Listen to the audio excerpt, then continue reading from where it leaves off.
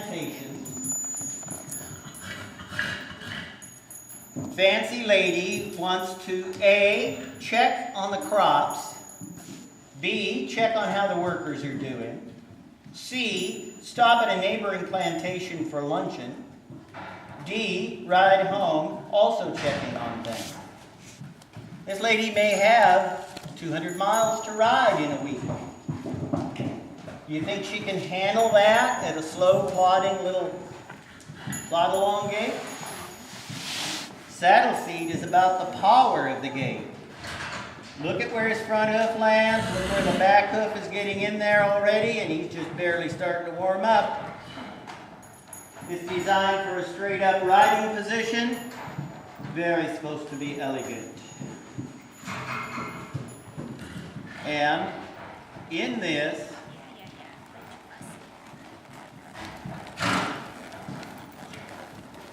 there's a long straight curve called the Weymouth. It gives you a lot of power so you can get that horse's back end going. And it's got a little bitty snaffle called a verdoon. Saddle seat riding is a real kick. It's about the power. Let's go someplace. And let's do it on a horse that is fun. It will not work very well if you're trying to bend, turn, jump. It's not designed for that, but it is designed to go down that turnpike and get somewhere. Well, looking. Is there a competition for this type? Oh, yes. Oh, yes. And I'm very proudly able to tell you that the Jubilee, which was the Tennessee walking horse style for this, I trained a horse that won that championship. I did not show him to it. I nailed him to the. I studied the rider. I trained the horse, and that took the Jubilee. But notice how Kahsadah, who has that injured hind leg, is having a little hard time bringing his head into it. It's going to take him a while to warm up to it. She's going to keep working her vibration, so you're getting his head down a little bit more. But this is about covering ground. Now, I heard you say the Weymouth for the curve and the verdoon for the snaffle. And each of those has a set of wings? He has two separate bits, two separate sets of reins. Now, she will ride with the curb lowest when she's training, the curb highest when she wants engagement. So how she holds this will define how the horse responds to. You see his reach starting to get out there now?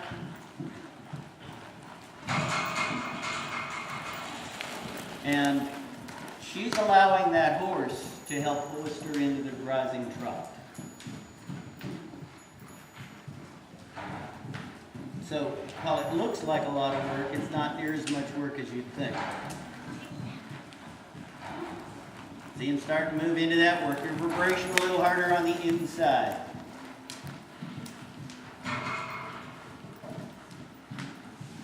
Do you see the height she's getting out of him now? He's coming. See the height he's lifting his front end?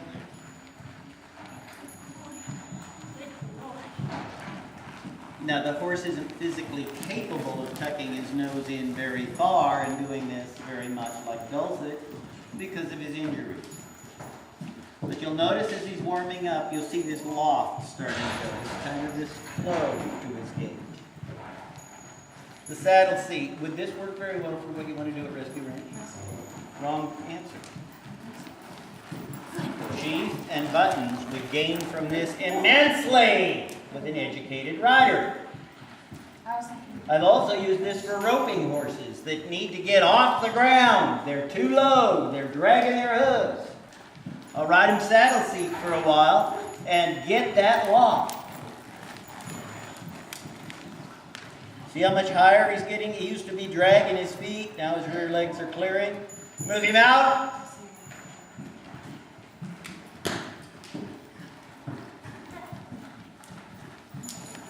And hook. Good. Wait, he could hardly do it. See how hard he was trying, and is he upset? Is this hurting him? Or is he very calmly saying, oh, let's do that some more? I think when he does that thing in his mouth, it means it's happy. A horse licking and chewing is happy. And submissive. Number 1, happy. 2, submissive. They're saying, tell me what you want, I'll do it. So why should we allow people to chew gum while they're going up to their horse? You can chew gum on your horse if you want. Show him how submissive you are, but don't do that on mine. People don't think about these things, do they? But a horse licks and chews to show happiness and submission. Oh, I'm so glad to do what you want me to do. Just tell me and I'll do it. Well, if you go up there smacking and snorkeling your gum, what are you telling the horse? Is this making sense, guys? Questions to point? My question is, both of these styles of riding that she showed in here, the horse's tail is out. Is that part of it? Does the horse's tail have to be out to show that it's collected? No, those are errors. I was just wondering, because I've never seen. You're supposed to ask. That's why you ask. I've never seen horses do that, except these two. Well, there's. But did you notice Abby's tail went out, but not up when I was riding? That's because she was happy. Their tail will rise, it's just they don't rise if they're...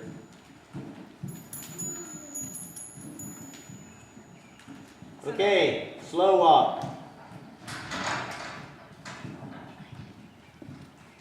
Fast walk. This is an exercise. Look at the belly. Do you see his belly muscles moving while she does the faster walk? That's what Chief needs. And while that's possible in Miss Barb's saddle, it's more difficult. An educated rider, able to get out and do this, covering some ground. Keep going, right on past here. Walk him out. Watch his belly. Do you see the hind leg and that belly contracting and moving?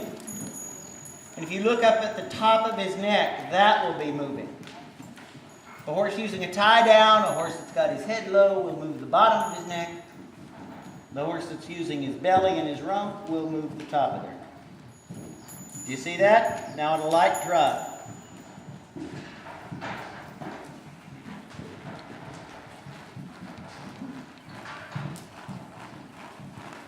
Now a hard trot.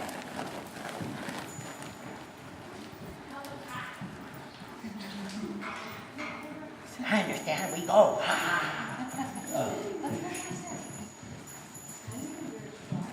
You see that the more he works in this, the higher his front legs come?